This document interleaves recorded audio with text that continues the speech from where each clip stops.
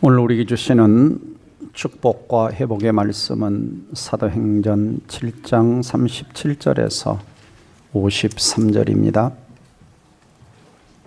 같이 읽도록 하겠습니다. 시작. 이스라엘 자손에 대하여 하나님이 너희 형제 가운데서 나와 같은 선지자를 세우리라 하던 자가 곧 이 모세라. 시내산에서 말하던 그 천사와 우리 조상들과 함께 광야 교회에 있었고 또 살아있는 말씀을 받아 우리에게 주던 자가 이 사람이라. 우리 조상들이 모세에게 복종하지 아니하고자 하여 거절하며 그 마음이 도리어 애굽으로 향하여 아론더러 이르되 우리를 인도할 신들을 우리를 위하여 만들라. 애굽 땅에서 우리를 인도하던 이 모세는 어떻게 되었는지 알지 못하노라 하고, 그때 그들이 송아지를 만들어 그 우상 앞에 제사하며 자기 손으로 만든 것을 기뻐하더니 하나님이 외면하사 그들을 그 하늘의 군대 섬기는 일에 버려두셨으니 이는 선지자의 책에 기록된 바 이스라엘 집이여 너희가 광야에서 40년간 희생과 제물을 내게 드린 일이 있었느냐. 몰록의 장막과 신내판의 별을 만들었으며 이것은 너희가 절하고자 하여 만든 형상이로다. 내가 너희를 바벨론 밖으로 옮기리라 함과 같으니라. 광야에서 우리 조상들에게 증거의 장막이 있었으니 이것은 모세에게 말씀하시가 명하사 그가 본 그 양식대로 만들게 하신 것이라. 우리 조상들이 그것을 받아 하나님이 그들 앞에서 쫓은 이방인의 땅을 점령할 때에 여호수아와 함께 가지고 들어가서 다윗 때까지 이르니라. 다윗이 하나님 앞에서 은혜를 받아 야곱의 집을 위하여 하나님의 처소를 준비하게 하여 달라고 하였더니 솔로몬이 그를 위하여 집을 지었느니라. 그러나 짓기 높으신 이는 손으로 지은 곳에 계시지 아니하시나니 선자가 말한 바 주께서 이르시되 하늘은 나의 보좌여 땅은 나의 발등상이니 너희가 나를 위하여 무슨 집을 짓겠으며 나의 안식할 처소가 어디냐. 이 모든 것이 내 손으로 지은 것이 아니냐 함과 같으니라. 목이 곧고 마음과 귀에 할 일을 받지 못한 사람들아, 너희도 너희 조상과 같이 항상 성령을 거스르는도다. 너희 조상들이 선자들 중 누구를 박해하지 아니하였느냐. 의인이 오시리라 예고한 자들을 그들이 죽였고 이제는 너희는 그 의인을 잡아준 자여 살인한 자가 되었나니 너희는 천사가 전한 율법을 받고도 지키지 아니하였도다 하니라. 아멘. 이렇게 인사하겠습니다. 주님의 큰 사랑을 알고 신앙생활 합시다. 오늘 말씀의 제목은 광야교회. 나는 왜 여기에 있는가. 우리는 인생을 살면서 참 힘들 때 하나님을 향해 이렇게 외치죠. 왜 하나님 제 삶 속에 역사하지 않으십니까? 하나님 저에게 하신 약속을 언제쯤이나 이루어 주시겠습니까? 하나님 제 삶이 이렇게도 힘든데 왜 그냥 내버려 두십니까? 그러면서 하는 하나님을 향한 질문이 뭡니까? 도대체 하나님은 내가 이렇게 힘들 때 어디 계시는 건가? 내가 고통당할 때 하나님은 어디 계시는 건가? 하는 우리가 하나님을 향하여 불만의 외침을 할 때가 있죠. 자, 그때 우리는 인생의 광야를 지나고 있는 것입니다. 한때 욥이라고 하는 사람도 하나님을 향해 이렇게 외칠 때가 있었습니다. 그런데 내가 앞으로 가도 그가 아니 계시고 뒤로 가도 보이지 아니하며 그가 왼쪽에서 일하시나 내가 만날 수 없고 그가 오른쪽으로 돌이키시나 배울 수 없구나. 정말 아무것도 보이지 않는 이런 삶의 환경 가운데 있을 때 우리는 인생 광야를 지나고 있는 것입니다. 오늘 성경에서 스데반은 38절에서 광야교회라는 용어를 사용합니다. 시내산에서 말하던 그 천사와 우리 조상들과 함께 광야교회에 있었다. 광야교회에 있었다. 이 광야교회라고 하는 단어는 성경에서 유일하게 스데반이 사도행전 7장 38절에서만 단 한 번 사용하고 있습니다. 교회라는 단어는 많이 나오지만 광야교회라고 하는 단어는 여기서 유일하게 사용하고 있죠. 근데 스데반은 모세 시대에 광야에서 40년 동안 살았던 이스라엘 백성의 공동체를 광야교회라고 부르고 있는 것입니다. 자, 그런데 우리가 여기서 한 가지 차이점 뭐냐면 광야가 있고 광야교회가 있습니다. 저는 좀 이걸 차이점을 두고 싶습니다. 광야라고 하는 것은 아까 우리가 찬양을 불렀던 것처럼 참 어둡고 힘들고 나 홀로 내버려진 것 같은, 아무도 날 도와줄 리 없는 이런 곳에 내가 우뚝 서 있을 때 그곳이 광야죠. 그러나 광야교회는 다릅니다. 광야교회는 나 홀로 있는 것이 아닙니다. 그곳에 하나님의 임재가 있고 하나님의 돌보심이 있고 하나님의 동행이 있고 하나님의 공급이 있고 하나님의 인도가 있고 하나님의 채워주심이 있는, 그래서 그냥 광야와 광야교회는 다른 거예요. 다른 거예요. 그래서 오늘 본문에서 스데반은 지금 이스라엘의 광야에서의 40년간 있었던 그 백성들의 공동체를 그냥 광야가 아닌 광야교회라고 부르고 있는 것입니다. 왜냐하면 하나님이 그들과 함께 계셨기 때문입니다. 자, 여러분, 교회가 그러면 교회가 뭡니까?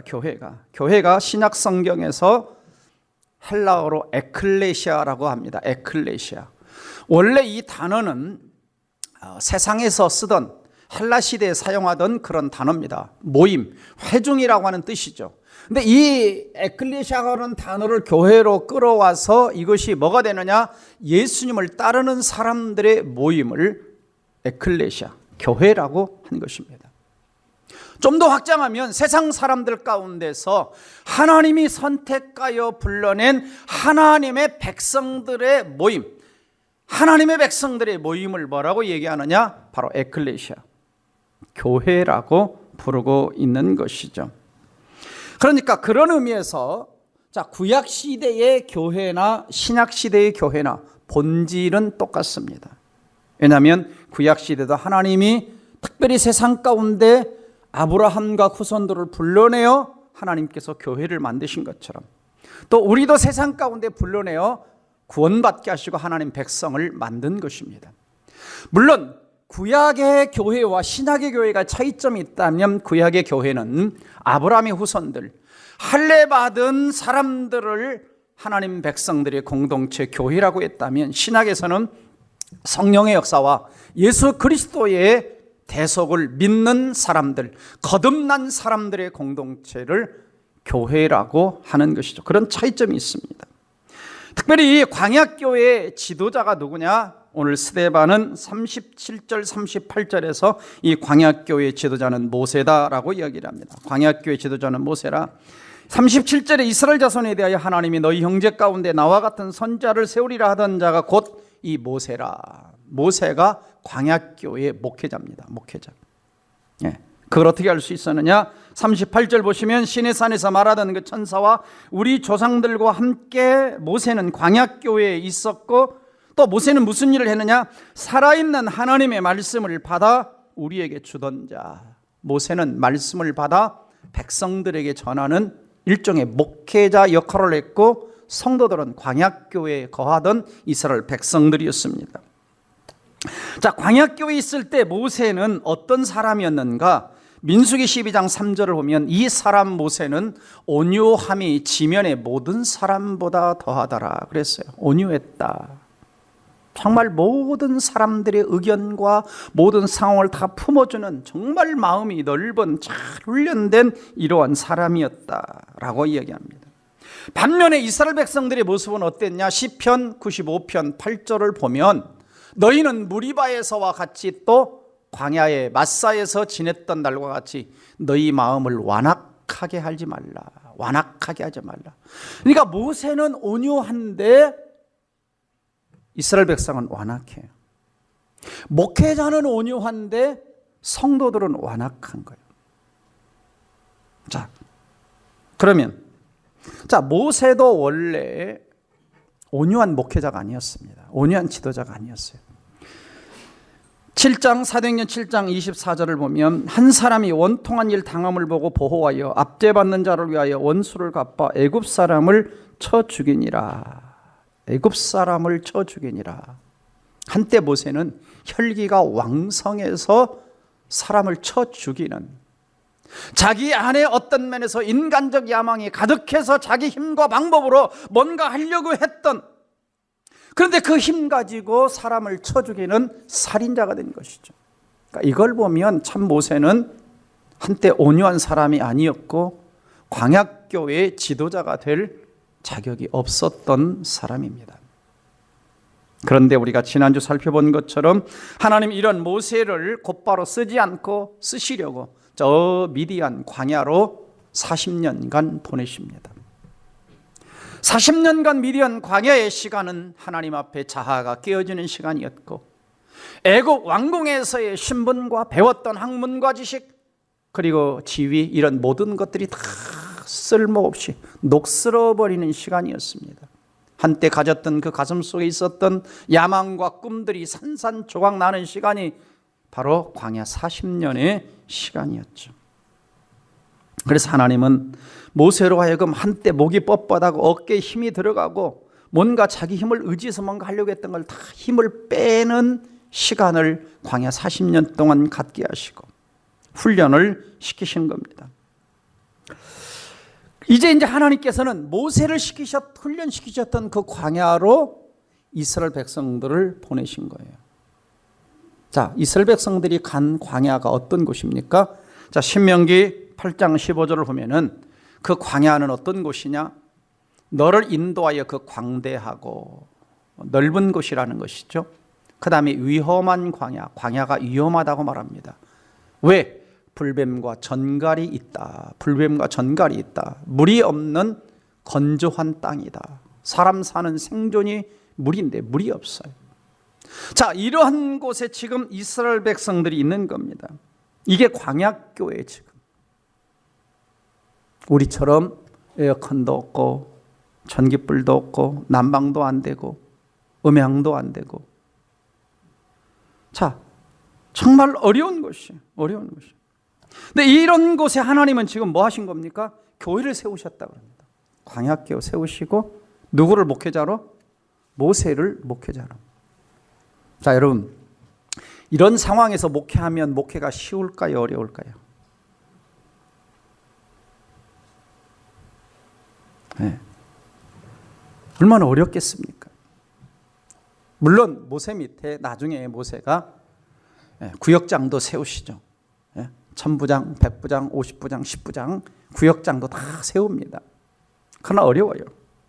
어느 정도 어려웠느냐? 39절 40절 보면은 얼마나 어려웠는가 이렇게 나옵니다. 우리 조상들이 모세에게 복종하지 아니하고자 하여 거절했고 그 마음이 도리어 애굽으로 향했고 아론더러 우리를 인도할 신들을 우리가 하여 만들라 애굽 땅에 우리를 인도하던 이 모세는 시내 산에 올라갔는데 죽었는지 살았는지 모르겠다라고 이야기를 했습니다.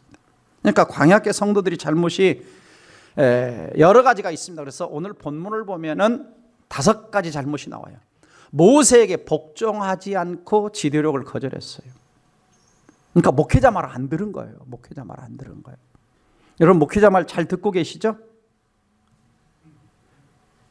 대답을 안 하시네. 그럼 광야 백성하고 똑같은 거예요. 그 다음에 마음이 자꾸 노예 생활하던 애굽을 가는 거예요. 애굽을 향하는 거예요. 옛 생활로 가는 거예요. 옛 가치관으로 가는 거예요. 모세가 또 시내산에 올라갔을 때 아론과 함께 금송아지 만들어 놓고 절하면서 이게 하나님이라고 막. 그리고 오늘 42절 보면은 하늘의 군대를 섬겼다. 즉 해와 달과 별들을 숭배한 겁니다. 심지어 43절로 43절 보면은 몰록의 장막, 이 암몬 사람들의 신입니다. 암몬 사람들의 신. 그래서 아이들을 갖다가 제물로 바치고 하는. 그리고 신 네판의 별은 애굽 사람들의 신이죠. 애굽 사람들. 이걸 별을 형상화해서 숭배했어요. 자, 여러분 생각해 보세요. 자, 오직 하나님만 섬기는 백성들이 목회자 말도 안 듣죠. 그 다음에 금송아지 만들어 놓고 절하죠. 우상 숭배하죠. 이방적소 신 갖다 놓고. 어떻게 했어요? 그래도 동백사락의 성도들은 참 착합니다. 그렇죠? 여러분이 우상을 숭배합니까? 여러분이 뭐 이렇게 암몬 족속처럼 몰록을 갖다 놓고 막 자식을 바치고 막 그런 거 합니까? 안 하잖아요. 금송아지 만들어 놓고 절합니까? 그 다음에 목회자의 말을 막 거절하고 막 잘 안 듣습니까? 그런 건 조금 있죠. 왜? 그렇게 큐티하라고도 잘 안 하니까. 참 어려웠겠어요, 모세. 그러니까 온유함이 없으면 안 되는 거예요. 이게 미리 훈련시키신 거예요. 생각해보세요. 얼마나 말 안 듣는지 그냥 맨날 원망하고 그냥 주로 뭐 가지고 원망하냐? 먹는 것 가지고 원망하는 거예요. 먹는 것 가지고. 그래서 식당이 가장 문제가 많이 생긴대요. 식당을 하면 밥이 맛있느니 맛이 없느니 반찬이 맛있느니 없느니. 자, 결국 어떻게 하십니까? 43절 끝에 보면 하나님이 내가 너희를 바벨론 밖으로 옮기리라 그러십니다. 바벨론 밖으로. 나중에 이제 아수르에 망하고 바벨론에 망하고 이런 결과를 가져오죠. 자, 왜 이렇게 됐을까? 왜 광야교회 성도들이 왜 이렇게 완악해지고 말을 안 들었냐? 훈련이 안 된 거예요. 영적 훈련이 안 된 거예요. 지금 애굽에서 나오기는 나왔는데 애굽 종살이에서 노예 생활에서 건짐은 받았는데 하나도 영적 훈련이 안 된 상태로 애굽의 잘못된 문화와 잘못된 종교와 잘못된 의식과 잘못된 습관과 잘못된 가치관과 잘못된 사고방식에 쩌든 상태로 그냥 나와 있는 거예요. 신앙교육 훈련이 전혀 안 된 겁니다. 그래서 하나님은 애굽을 나와서 곧바로 한 달 내로 가나안 땅에 들어갈 수 있지만 그들을 가나안 땅으로 들여보내지 않으시고 광야로 몰아넣으신 겁니다. 뭐 하시려고? 훈련시키시려고. 그래서 광야에 머물면서 하나님이 두 가지를 하시는 거예요. 하나는 빼기를 하는 겁니다. 하나님 빼기. 애굽에 익숙된 잘못된 종교들, 잘못된 습관들, 잘못된 사고방식들, 옛사람의 모습들, 잘못된 가치관들, 이런 것들을 다 산산이 부서뜨리는, 산산이 깨뜨리는 그 시간이에요. 그리고 더하게 하는 건 뭐냐? 오직 하나님만 의지하고 하나님만 바라보고 말씀만 붙들고 살아가는 사람이 되게 해서 장차 축복의 통로로 준비시키려고. 그래서 하나님이 이스라엘 백성들을 광야로 몰아넣으신 거예요. 근데 그 잘못된 것들이 씻겨 나가는데 몇 년 걸리느냐? 40년 걸립니다. 그러니까 제가 여러분 잘 압니다. 제자훈련 받았다고 사역훈련 받았다고 막 천사처럼 바뀌는 게 아니라는 걸 알아요. 참 안 바뀌어요. 안 바뀌어. 네. 시간 많이 걸립니다. 여러분 매일 성경 잘하고 계시죠? 네. 한 10%만 대답하십니다. 참 어려워요. 근데 중요한 것은 뭐냐? 하나님께서 어떤 한 개인이 됐든 한 공동체가 됐든 하나님이 어떤 사람을 부르셔서 쓰시려면 반드시 뭐 하시느냐? 어떤 과정을 거치십니다. 그 과정이 뭐냐? 광야 훈련 학교를 거치시는 거예요. 광야 훈련 학교를 거치는. 그래서 광야를 가면 학교 건물도 없어요. 기숙사도 없어요. 식당도 없어요. 뭐 선생도 없어요. 이 광야 학교에 하나님이 선생님이에요.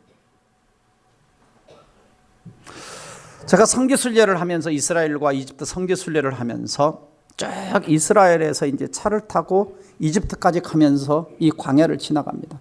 쭉 신광야, 바란광야, 그다음에 이스라엘 백성들이 머물렀던 엘림, 오아시스, 뭐 마라의 쓴물 쭉 지나면서 가요. 자, 이쪽에 있는 산이 뭐냐면 시내산입니다. 시내산. 정상으로 올라가 봤어요. 밤 12시 출발해 가지고 아침 6시까지 6시간을 걸어서 올라가는데요. 산 정상에 올라갔는데요. 해 뜰 때 올라갑니다. 밤 12시. 나무 하나 안 보여요. 풀 한 폭이 안 보여요. 그 다음에 이쪽 광야잖아요. 광야. 신광야, 바란광야 쭉 지나가다 어쩌다 한 번씩 오아시스가 있어요. 자, 이게 하나님 백성들이 40년 동안 살았던 광야입니다. 여러분 한번 생각해 보세요. 여러분 저런 데 가서 며칠쯤 사실 수 있을 것 같아요. 우리 성지 순례 가면 뭐 하룻밤 뭐 광야 체험 하룻밤 뭐 추하고 막 밤에 별 보고 막 이러고 지내잖아요. 근데 40년 산다고 생각해 보세요. 얼마나 힘들겠어요.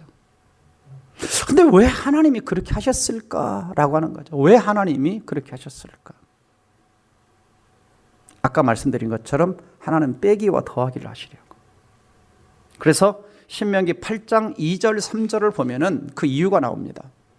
내 하나님 여호와께서 이 40년 동안에 너희들에게 광야의 길을 걷게 하신 것을 기억하라. 그 이유는 너희들을 낮추시고 너희를 시험하사 너희들의 마음이 어떠한지, 하나님의 명령, 내 명령을 지키는지 안 지키는지 좀 시험하려고, 또 너를 낮추어서 너를 줄이게 해서 배고프게 해서 너도 알지 못하면 내 조상들도 알지 못하던 하늘에서 만나와 메추라기를 먹이시면서, 그 이유는 사람이 떡으로만 사는 것이 아니라 내 입에서, 여호와 입에서 나오는 모든 말씀으로 산다라고 하는 걸 너희로 하여금 깨닫도록 하기 위해서 이유가 나오죠. 그래서 첫 번째, 이 광야교에 두신 첫 번째 이유가 뭐냐? 하나님 생생체험입니다. 하나님 생생체험. 여러분 방송에 보면 생생정보 있죠? 네, 생생정보, 살아있는 정보. 그러니까 이스라엘 백성들은 지금 광야에서 생생하게 매일매일 하나님 살아계심을 체험하는 거예요. 알지 못하던 만나를 먹이셨다 그러죠. 하늘에서 음식이 내려와요. 주부들 얼마나 좋았을까요? 근데 남편들은 맨날 불평했을 거예요. 어제도 똑같은 만나, 내일도 똑같은 만나. 하나님이 주시는 거죠. 그 다음에 그들 곁에는 늘 구름기둥과 불기둥이, 낮에는 구름기둥, 밤에는 불기둥으로 따뜻하게 해주는 거예요. 목마르면 반석에서 샘물 나게 하시죠. 읽진 않았지만 아까 신명기 8장 4절 보면 40년 동안 너희들을 광야를 걸었지만 신발이 헤어지지 않았다, 발이 부르트지 않았다, 병원 안 가도 안 아프게 하시고, 옷을 백화점에 가서 안 사 입어도 옷이 헤어지지 않게 하셨어. 그러니까 지금 광야의 삶은 나 홀로 내던져진 삶이 아니라는 거예요. 환경은 척박하고 환경은 어렵고 사람은 안 보이고 문화시설은 없어도 생생한 하나님이, 임재와 하나님의 살아계심과 하나님이 거기서 일하시는 걸 경험할 수 있는 것이 뭐냐? 바로 광야교회예요. 그러니까 우리는 광야라고 하는 것이 꼭 신앙인의 입장에서는 나쁜 것만은 아니다라는 거예요. 그래서 어떤 분이 책을 썼는데, 사해바다를 가면, 자, 사해바다 무슨 뜻이에요? 죽은 바다 그러죠. 근데 사해바다 딱 가보면 사람들이 뭐 해요? 감탄을 해요. 왜요? 둥둥둥 떠서 누워서 신문을 봐도 안 깔아앉죠. 거기에 나오는 이 진흙을 가지고 얼굴 팩을 하면 얼굴이 피부가 좋아지고 피부병이 없어지고 온갖 어마어마한 광물이 그 속에 들어있죠. 보고예요, 보고. 이게 겉으로 봐서는 죽은 바다 같은데 그 속에는 정말 엄청난 보고들이 들어있는 거예요. 광야가 그렇습니다. 겉으로 봐서 황량하고 삭막하고 이런 곳인데 그곳에는 보이지 않는, 매일매일 순간순간 하나님의 임재와 하나님의 돌보심과 하나님의 먹이심과 하나님의 공급하심과 하나님의 보호하심과 하나님의 동행하심이 있는 곳이 뭐다? 광야라는 거예요. 그러니까 광야를 지나는 사람들이 가장 불쌍한 사람이 누구냐? 하나님의 살아계심을 경험하지 못하고 지나가는 사람. 그냥 어려움 속에 원망과 불평만 하고 지나가는 사람들이. 그래서 광야는 살아계신 하나님을 만나는 곳이다. 그래서 광야로 보내시는 거예요. 왜요? 평상시 하나님이 잘 안 보이니까, 평상시 하나님 잘 안 찾으니까. 여러분 어떠세요? 여러분이 잘 나갈 때는 하나님 잘 안 찾아요. 혹시 하나님 찾아와서 너 잘 나가는 거 내놔 할까 봐 하나님 잘 안 찾아. 근데 광야에 탁 내던져지면 의지할 거, 바라볼 거 아무것도 없으니까 누구만 바라봐요? 하나님만 쳐다봐요. 그 하나님이 신기하게도 광야에서 잘 나타나시는 거예요.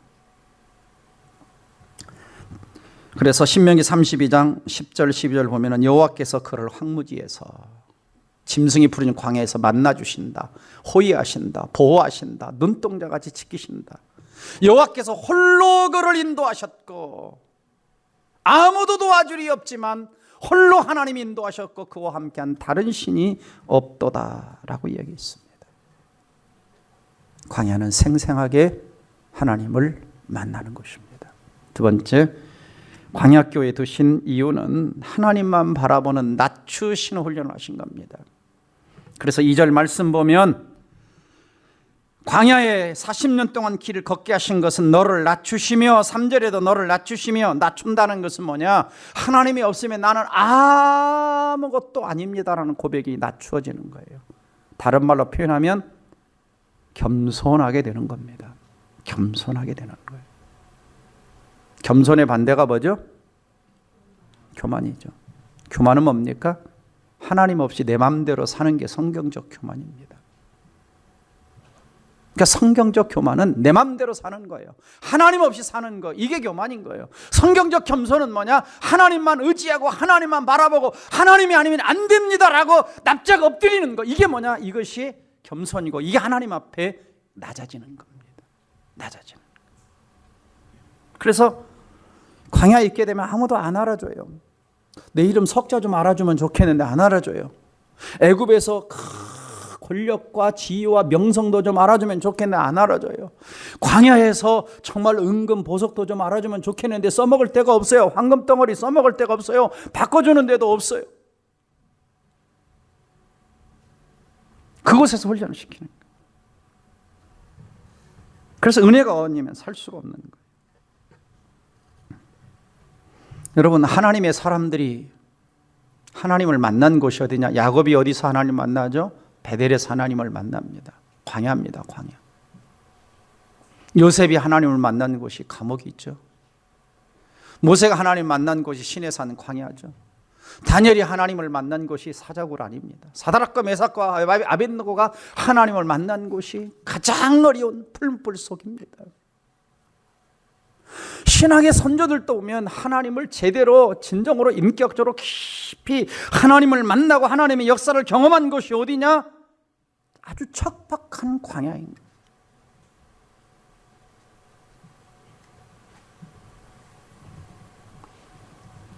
그 다음에 세 번째는 순종 훈련을 하시려고 광야에 두시는 겁니다. 2절 보시면 너를 시험하사 내 마음이 어떠한지 그 명령을 지키는지 하나님 말씀에 순종하는지 순종하지 않는지 시험하신다 그랬어요. 시험하신다.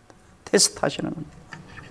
그러니까 하나님이 우리를 광야에 있을 때, 인생의 광야에 있을 때, 아무것도 의지할 수 없는 질병의 광야에 있을 때, 우리의 일단 사업이 어려워서 사업의 광야에 있을 때, 자녀가 말을 안 들어서 자녀의 광야에 있을 때, 부부관계가 어려워서 그 부부관계 광야에 있을 그때에 아무도 의지하고 바라볼 리 없는 그 광야에 있을 때 하나님은 우리의 뭘 시험하느냐? 믿음을 테스트하는 거예요. 신앙을 테스트하는 거예요. 하나님을 의지하는지 의지하지 않는지 테스트하는 겁니다. 말씀을 붙드는지 안 붙드는지 테스트하는 겁니다. 내 마음이 그럴 때에 세상을 자꾸 끼웃거리는지 하나님만을 바라보는지 테스트하는 거예요.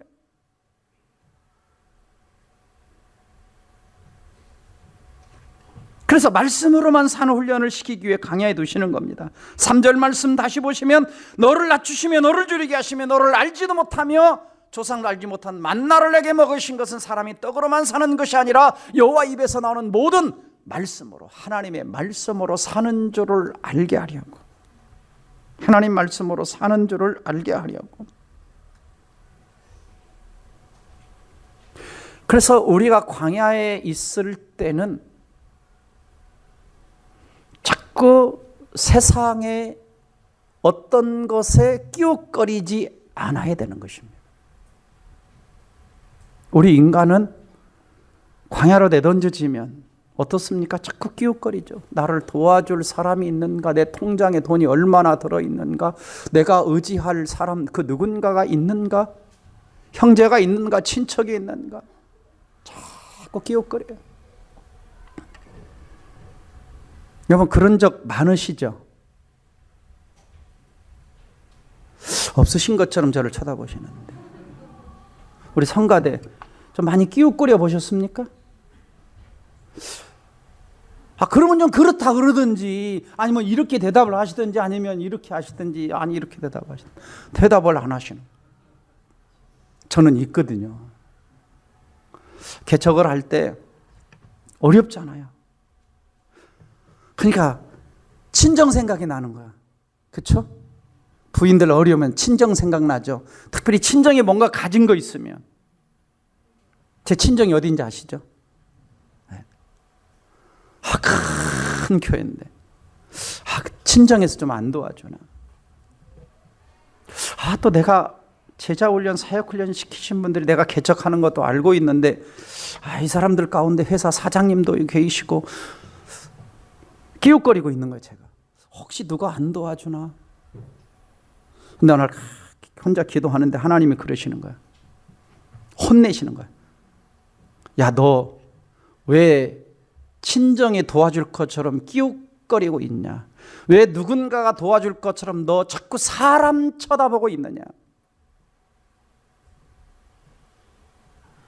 하나님이 다 끊게 하시더라고요. 그러니까 저가 끊지 않으면 끊어지게 하신 거예요. 연락이 안 되게 하시고. 왜요? 제가 막 개척한다고 그럴 때 비행기 사업하시는 분이 딱 오시더니 제가 유학할 때 도와주셨거든요. 생활비 200만 원 딱 주시면서 걱정하지 마십시오, 생활비. 근데 딱 한 달만 주고 말았어요. 그 다음에 일주일 되니까 소나타 2000 딱 저희 집 앞 일주일 앞에 딱 갖다 놓으시더라고요. 하나님이 다 채워주시나 보다. 그 다음에 만나는데 또 그러시다. 목사님, 이제 10억이 곧 생깁니다. 분당에 땅 살까요? 그때 평당 400만 원이었습니다. 분당 땅 살 땅이. 근데 기도해 봅시다 그러고 대답을 안 해요. 근데 그 사람이 나중에 연락이 안 되는 거예요. 하나님이 다 끊어지게 하세요. 사람 의지하는 거 다 안 되게 하세요.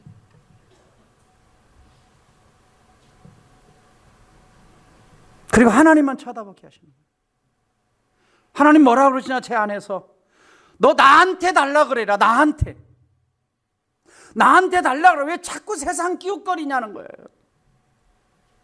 나는 질투하는 하나님이다 그러십니다. 질투하는 하나님이다.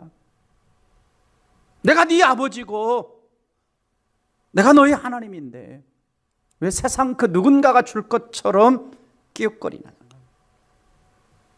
그렇습니다. 우리가 광야를 지날 때 인간이니까 자꾸 친정 생각도 나고 오빠 생각도 나고 삼촌 생각도 나고 그럴 거 아닙니까? 그러면 생생한 하나님의 일하심을 경험하지 못하는 거죠. 그 다음부터는 어렵든 힘들든 그냥 하나님 앞에 앉아 있는 거예요.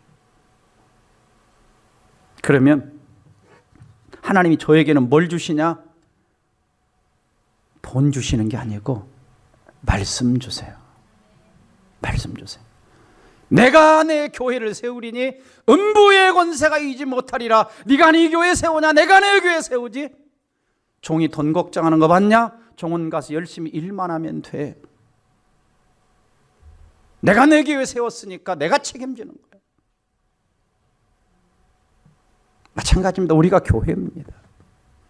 하나님이 우리를 그리스도의 보혈을 통해 교회에 세우셨으면 누가 내 교회를 세우고 책임지시느냐? 주님이 책임지시는 겁니다. 음부의 권세가 이기지 못하리라. 사탄이 함부로 저와 여러분을 건들지 못하는 겁니다. 왜요? 하나님이 세우신 교회이기 때문에. 비록 광야에 있어도 거기에는 하나님의 보호와 하나님의 돌보심과 하나님의 인도하심과 하나님의 간섭이 있습니다. 아멘. 그래서 어려우면 우리 하나님 말씀 붙드는 겁니다. 말씀 앞에 계속 묵상하고 있는 거예요. 그런 말씀이 살아서 옵니다. 살아서 말씀이 튀어나와요. 그 말씀 붙들고 그냥 주의 전에 나와서 우는 겁니다. 기도하는 겁니다. 그러면 하나님이 때가 되면 짜잔하고 역사가 일어나는 것입니다. 그때 하나님은 살아계시다라고 간정할 수 있고 하나님을 찬송할 수가 있는 것입니다. 사는 성도 여러분, 광야에 있습니까? 말씀으로 달려가세요. 어쩌면 우리는 매일매일 광야에 있는지 모릅니다. 그래서 매일매일 만나와 메추라기를 먹으면서 매일매일 아침마다 말씀을 묵상하면서 하나님의 인도를 받고 하나님의 도우심을 받고 하나님이 움직이라 하고 구름기둥이 움직이면 움직이고 구름기둥이 멈추면 멈추는 것이 바로 크리스찬의 삶인 것이죠. 근데 안타깝게도 광야 이스라엘 선조들은 참 광야 생활 속에서 말씀을 잘 안 붙들었어요. 뭘 자꾸 생각하냐? 이스라엘 자손이 출애굽기 16장 3절 보면 그들이 이르되 우리가 애굽 땅에서 고기 까마 곁에 앉아 있었던 때와 떡을 배불리 먹던 때에 여호와의 손에 죽었더라면 좋았을 것을. 아니 무슨 먹다가 하나님 손에 죽어.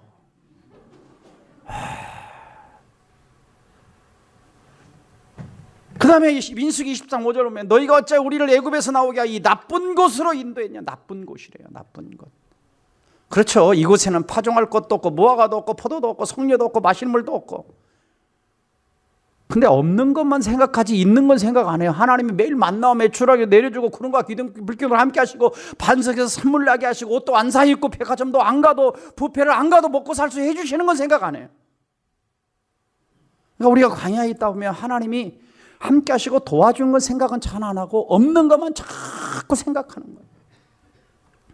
그래서 나만 겪는 고난이냐고 하면 그러는 거예요. 왜 나만 겪는 고난이냐고. 그래서 밖에 쳐다보면 다 건강하게 걸어 다니는 것 같은데 나만 병상에 누워있는 것 같아 보이고 다른 사람은 사업이 다 잘 되는 것 같은데 내 사업만 안 되는 것처럼 보이고 다른 애들은 다 잘 되는 것 같은데 우리 애들만 말 안 듣는 것 같아 보이고. 아닙니다. 다 광야를 지나게 하시는 거예요. 왜요? 하나님이 쓰시려고. 그래서 광야는 어떤 시간이냐? 기다림 속에서 하나님의 축복을 배우는 시간이에요. 모세 40년, 이스라엘 백성 40년. 참 길죠? 길어요. 길어요. 대기만성이란 수고가 있죠. 한자. 큰 그릇을 만드는 데는 오랜 시간이 걸립니다. 그렇죠. 자녀 키워보면 어떻습니까? 금방 클 것 같은데 얼마나 시간 많이 걸립니까? 기저귀 갈고 초등학교 들어가고 중학교 들어가고 고등학교 들어가고 또 이제 곧 수능이 있잖아요. 그럼 또 엄마들 또 아빠들 또 그 수능 준비하고 또 그냥 그 끝나면 괜찮을 것 같은데 대학 들어가서 이놈이 또 제대로 또 동아리 활동할 건지 대학 졸업하면 취직은 제대로 할 건지 또 취직하면 시집장가는 제대로 갈 건지 또 시집 가서 또 제대로 살고 있는지. 신앙도 마찬가지입니다. 시간이 걸려요. 그래서 제가 이해합니다. 여러분 제자훈련 사역훈련 받아도 그냥 어떤 데는 딱 쳐다보면 성도 같지도 않아 보이고 그래도 기다리는 거. 왜? 하나님이 훈련시키는데 40년 걸렸으니 목사가 훈련시키는데 1년 만에 2년 만에 제대로 되겠어요. 그러니까 여러분 너무 변화가 안 되더라도 섭섭해하지 마시고 물론 목사는 섭섭하지만 우리 하나님도 40년씩.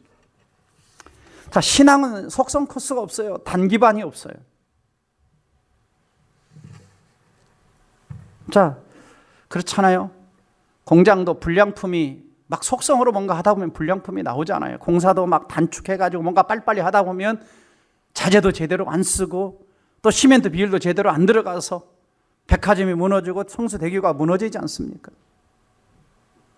하나님이 우리 인생의 집이 신앙의 집이 견고하고 튼튼하게 바르고 옳고 고르게 하나님이 쓰실 만한 그릇으로 지어지기를 원하시는 거죠. 그 시간이 걸리는 겁니다. 그러니까 여러분 자신에 대해서 너무 실망하지 마십시오. 이스라엘 백성들도 40년이 걸렸습니다. 오늘날에는 인스턴트 문화 시대, 전자레인지 문화 시대에 살고 있죠. 그래서 뭔가 빨리빨리 신앙도 되었으면 성숙도 되었으면 교회 부흥도 되었으면 아닙니다. 하나님이 쓰시는 사람들은 대량 생산하지 않으십니다. 한 사람 한 사람 그 사람의 특성에 맞게 환경에 맞게 성격에 맞게 성품에 맞게 인격에 맞게 하나님이 하나하나 빚어가시는 거예요. 시간이 걸리죠. 광야학교가 그런 것입니다. 그래서 하나님은 어떻게 만드시느냐? 신앙생활을 통해서 오직 하나님만 바라보고 철저히 하나님 말씀만 붙들고 순종하도록 그래서 기다림 속에 훈련하셔서 축복의 통로가 되게 하시는 것입니다. 자, 훈련이 끝난 광야 이스라엘 백성들 그 후손들은 어떻게 되죠? 철저하게 40년 동안 그 부모 세대는 원망하고 불평하다 죽었지만 광야 세대의 20세 미만의 자녀들, 광야 시대에 태어난 자녀들은 철저하게 순종 훈련을 배웁니다. 침묵 가운데 배우죠. 부모의 죽음을 통해서 배우죠. 그리고 요단강을 건너갈 때 불평하지 않습니다. 여리고성을 돌라고 할 때 불평하지 않습니다. 왜요? 철저하게 훈련되었기 때문에. 그리고 가나안 땅의 정복자의 삶을 살아가죠. 그러나 오늘 본문에서 결론적으로 스데반이 그 시대 사람들을 향해서 너희들은 광야 세대의 사람들처럼 완악하다, 모세를 거절한 것처럼, 우상 숭배한 것처럼. 그래서 50절, 51절, 52절, 53절에서 목이 곧고 마음과 길래 할례를 받지 못한 사람들아, 너희도 너희 조상과 창상 성령을 거스르는도다. 너희 조상들이 선지자 중에 누구를 박해하지 아니하였느냐? 선지자들을 박해했죠. 그래서 그들은 의인이 메시아가 오시리라고 예고했는데 그런 선지자들을 죽였고, 이제는 너희가 그 의인 메시아를 잡아서 십자가에 죽여서 너희들은 살인한 자가 되었다라는 이야기를 신랄하게 지금 스데반이 지적하고 있는 겁니다. 사랑하는 성도 여러분, 오늘 우리의 모습은 어떤지 다시 한번 돌이켜 봐야 됩니다. 하나님 무슨 말씀하시면 예스, 아멘, 주님 알겠습니다 하는 사람이 됐는지, 아니면 하나님 생각해 보겠어요, 여유를 주세요, 그 말씀을 듣고 보니 순종하기가 너무 어렵고 가슴이 벅차요. 훈련이 안 돼 있으면 우리 하나님 말씀하시면 끊임없이 이스라엘 백성들처럼 원망하고 불평하고 옛생활로 돌아가는 것입니다. 그래서 하나님은 때로는 하나님이 쓰고 싶은 사람들이 있으면 억지로라도 광야교에 집어넣으시는 거예요. 사탄이 집어넣는 게 아닙니다. 하나님이 이끌어 가시는 거예요. 예수님을 광야로 이끌어간 게 사탄이 아니고 성령에 이끌려 광야에 가셔서 마귀의 시험을 주님이 받으시고 그 시험을 말씀으로 주님이 이겨내시잖아요. 우리를 광야로 이끄시는 분은 누구냐? 하나님이신 거예요. 왜요? 더 멋지게 쓰시려고, 축복되게 쓰시려고. 그래서 15절 16절에 이렇게 이야기합니다. 너를 인도하여 광대하고 위험한 광야 불뱀과 전갈이 있고 물이 없는 건조한 땅을 지나게 하셨으며, 또 너를 위하여 단단한 반샘물을 내셨으며 내 조상도 알지 못하는 만나를 광야에서 내게 먹이신 그 이유는 뭐냐? 다 너를 낮추어서 너를 시험해서 그 시험을 통과하게 해서 마침내 복을 주려고, 축복의 통로가 되게 하려고, 그러니까 하나님은 우리를 광야로 몰아넣은 이유가 우리의 길을 죽이고 우리를 힘들게 해서 망하게 하려고 하는 것이 아닙니다. 우리를 위한 축복의 청사진을 가지고 있어서 더 멋지게, 더 아름다운 그릇으로 만들어서 우리를 쓰시려고 하나님이 빚어가시는 프로세스 과정인 것입니다. 그래서 가나안 땅의 축복은 어떤 것입니까? 엄청나게 좋은 것이에요. 내 하나님 여호와께 너를 아름다운 땅에 이르게 하시나니 가나안 땅입니다. 그곳은 골짜기든지 산지든지 시내와 분천과 샘이 흐르고 밀과 보리와 소산지와 포도나 무화과 석류와 감람나무꿀이 선이라. 내가 먹을 것에 모자람이 없고 내 아무 부족함이 없는 땅이며 그 땅에 들은 철이요 산에는 동을 캘 것이라. 내가 먹어서 배부르고 내 하나님 여호와께서 옥토를 내게 주셨으므로 말미암아 그를 찬송하리라. 적과 꿀이 흐르는 가나안 땅을 주시려고, 그리고 그 땅에서 하나님을 찬송하며 살게 하시려고. 그리고 18절 신명기 8장 18절 보시면 내 하나님 여호와를 기억하라. 그가 너에게 재물 얻을 능력을 주셨습니다. 이같이 하시면 내 조상들에게 맹세하신 언약을 오늘과 같이 이루리 하십니다. 맹세하신 언약, 아브라함에게 맺었던 언약, 이삭과 맺었던 언약, 야곱과 맺었던 언약, 복의 근원이 되고 축복의 통로가 되는 언약입니다. 그래서 그 땅의 백성들은 광야 훈련시킨 이유는 뭐냐? 가나안 땅에 들어가서 그 땅을 단지 정복하고 잘 먹고 살라고 배부르고만 사는데 목적이 있는 것이 아니라 온 땅 가운데, 온 세상 가운데 하나님이 살아계시다라고 하는 것을 보여주라고. 그러니까 저와 여러분은 광야 삶을 지나면서 철저하게 나를 낮추면서 살아계신 하나님을 만나야 됩니다. 말씀 하나 붙들고 살아가는 걸 배워야 돼요.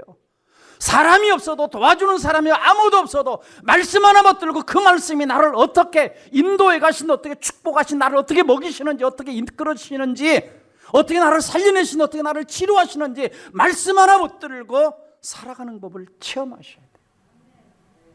저는 우리 동백사라의 공동체가 연약하고 시시해서 픽픽 쓰러지는, 넘어지는 그러한 공동체가 되기를 원치 않습니다. 좀 강한 그리스도의 군사가 되어 세상 어디다 내놔도 살아남을 수 있는, 세상을 정복해 갈 수 있는, 하나님은 살아계시다라고 얘기할 수 있는 그런 성도들이 되기를 바랍니다. 그래서 우리는 생존에 머물러서는 안 돼요. 결론적으로 말씀드리면 생존에 머물러서는 안 돼요. 번영해야 돼요. 재물 얻을 능을 받아 축복을 받아야 돼요. 하나님의 살아계심을 경험해야 돼요. 그래서 그 축복을 내가 누리는 데서 끝나는 것이 아니라 더 나아가서 세상 가운데 하나님의 살아계심을 보여주는 축복의 통로가 되시기를 주 이름으로 축원합니다. 기도하겠습니다. 사랑하는 성도 여러분, 우리는 겨우 생존만 하고 살아서는 안 됩니다. 번영해야 됩니다. 번성해야 됩니다. 재물 얻을 능어 축복의 통로가 되어야 됩니다. 세상은 우리를 통해서 하나님의 살아계심을 보고 싶어 합니다. 세상에 나갔을 때 내가 그리스도인이 아닌지 이것 정도 보는 차원에 머물러서는 안 됩니다. 나를 통해서 하나님이 일하시는 걸, 나를 통해 하나님이 역사하시는 것을, 나를 통해 하나님이 축복하시는 것을, 나를 통해 하나님이 생생하게 역사하시는 것을 보여주어야 됩니다. 그러기 위해서는 내가 광야에 있을 때, 광야교에 있을 때 하나님을 만나야 됩니다. 생생하게 하나님을 경험해야 됩니다. 이 말씀 붙들고 광야교회를 지나는 동안 생생하게 하시며 하나님의 살아계심을 경험하고 안 믿는 가족의 저 세상 사람들에게 축복의 통로로, 복의 근원으로 하나님의 살아계심을 증거하는 자로 살아가는 자가 되게 해달라고 함께 통성으로 기도합니다. 다 같이 기도하겠습니다.